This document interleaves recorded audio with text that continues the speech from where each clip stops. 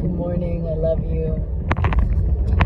I'm just contemplating God this morning, feeling so grateful for my connection to God, for the ability to worship God, and for the right to know God in my own way.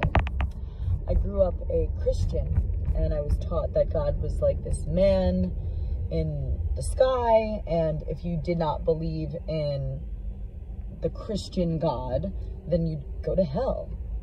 And that just never sat right with me, but I had this undeniable connection with God.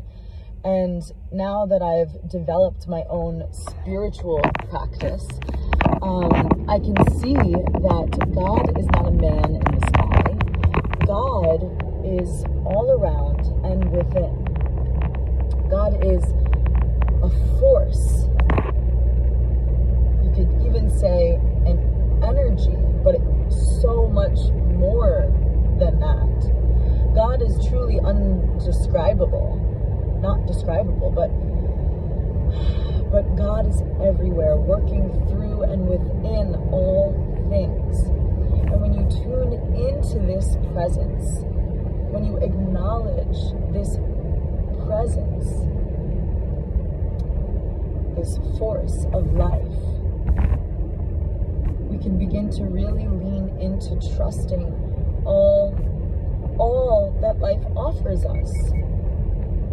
We stop resisting so much. We stop suffering so much because we trust that there is a divine force, a benevolent force that is moving all things.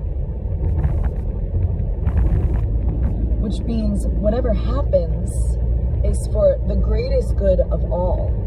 We may not be able to understand or see the bigger picture right now, but how many of you have had an experience that felt like it was one of the worst things that's ever happened to you, and now later in life you can see the lesson in it, you can see the benevolence of that thing? Has anybody had an experience like that, or is it just me? Because my whole life has been that way. The greatest moments that have seemed like the biggest, the hardest moments in my life have been the greatest because of the lessons that are woven within them, because of the ways that they shifted my life for the better. I would not be who I am today without those moments. Has anybody else had that experience before?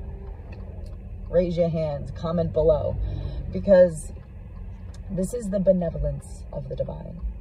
The divine is always steering us back to alignment with harmony, alignment with the divine.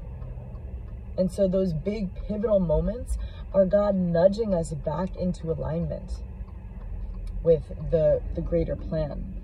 So we can trust it all.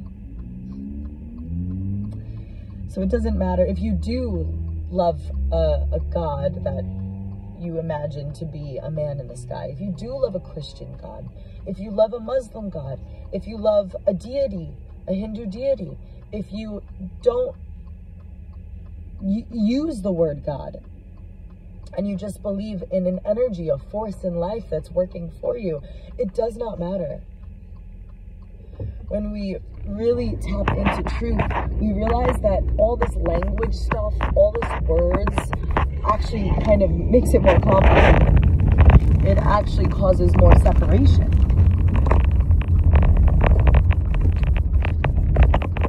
We don't need to create any more separation.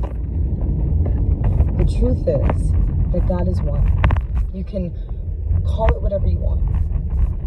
It can look however you want in your head. God doesn't care. God is just ecstatic that you're thinking about her.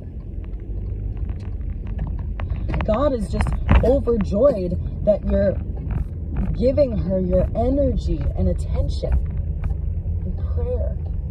There's no right or wrong way to pray. Just do it. There's no right or wrong way to worship God. Just do it. Just give your energy, attention, and love to this divine force and witness your life transform. Because the divine is working with you, not against you. The divine is supporting you in releasing fear and living in love. So try it, maybe. Try it. Offer your attention.